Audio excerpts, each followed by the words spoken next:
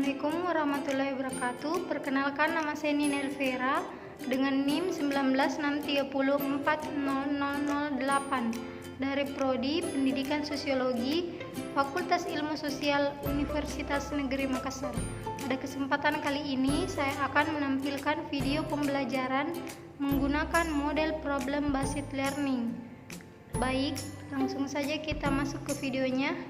Selamat menyaksikan. Baik, langsung saja kita mulai video pembelajaran menggunakan model problem based learning.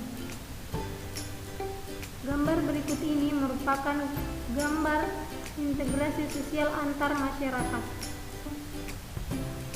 Pada pertemuan kali ini kita akan belajar tentang integrasi dan reintegrasi sosial sebagai upaya pemecahan masalah sosial dan kekerasan.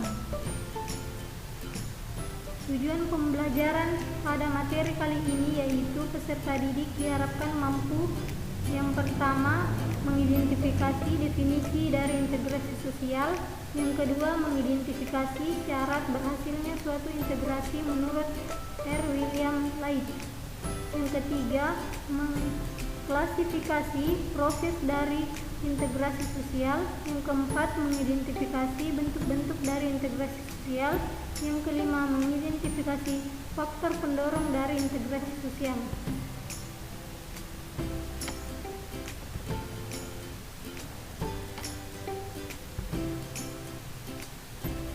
Materi yang pertama yaitu definisi dari integrasi sosial. Kata integrasi sosial berasal dari bahasa Inggris integration, yang artinya pembauran hingga menjadi kesatuan yang bulat dan utuh. Istilah pembauran tersebut mengandung arti masuk ke dalam, menyesuaikan, menyatu, atau melebur sehingga menjadi satu. Materi yang kedua yaitu syarat berhasilnya suatu integrasi sosial menurut R. William Light. Yang pertama itu, sebagian besar mayoritas anggota dalam masyarakat sepakat tentang batas-batas teritorial dari wilayah mereka sebagai suatu kehidupan politik.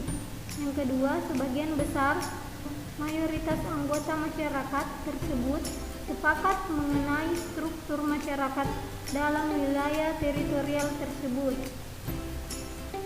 Materi yang ketiga yaitu proses integrasi sosial.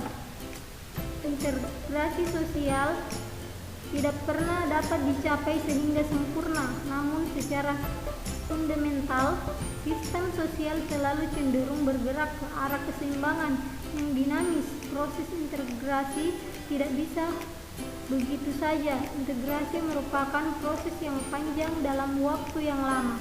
Terjadi proses integrasi suatu bangsa harus dilandasi suatu cita-cita dan tujuan yang sama. Oknum dan Nikom berpendapat bahwa integrasi melalui sebuah proses adalah sebagai berikut: akomodasi, kerjasama, koordinasi, dan asimilasi.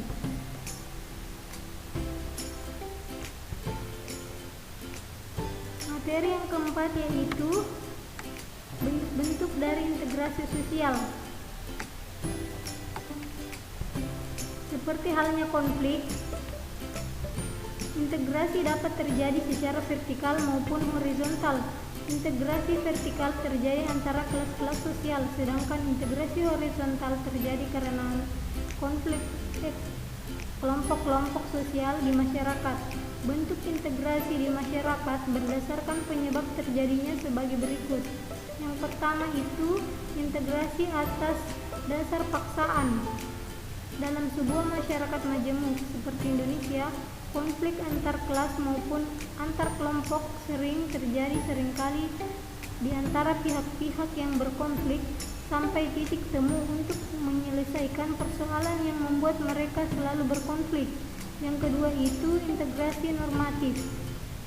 Integrasi normatif dapat diartikan sebagai bentuk integrasi yang terjadi akibat adanya norma-norma yang berlaku di masyarakat. Integrasi normatif dianggap perlu karena yang pertama, terwujudnya keserasian norma berhubung dengan berbagai tingkah laku manusia dalam situasi yang berlainan. Yang kedua, terwujudnya tingkat kepatuhan yang tinggi antara norma-norma dan tingkah laku warga masyarakat yang sebenarnya.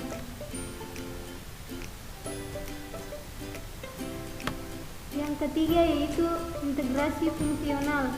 Integrasi fungsional terbentuk karena adanya fungsi-fungsi tertentu dalam masyarakat.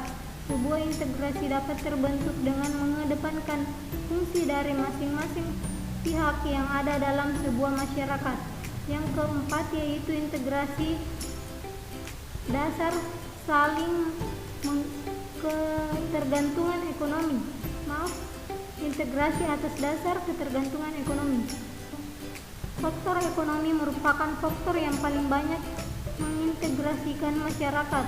Setiap orang atau kelompok tidak mungkin terlepas diri dari usaha penumbuhan kebutuhan sehari-hari yang bersifat ekonomis. Yang kelima yaitu solidaritas mekanis.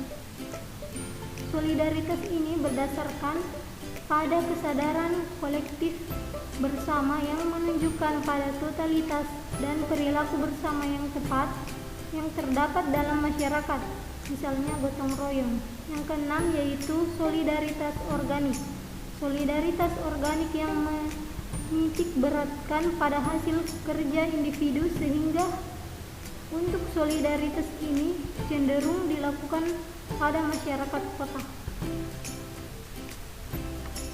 Materi yang kelima atau materi yang terakhir yaitu faktor pendorong dari integrasi sosial. Secara umum, faktor pendorong integrasi sosial dapat dibedakan menjadi 4 sebagai berikut. Yang pertama yaitu pola hubungan simbiosis mutualisme. Dua kelompok sosial yang berbeda dapat dilakukan hubungan kerjasama dan saling menguntungkan, simbiosis mutualisme.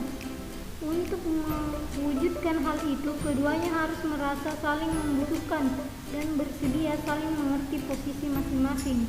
Yang kedua itu cross-cutting affiliations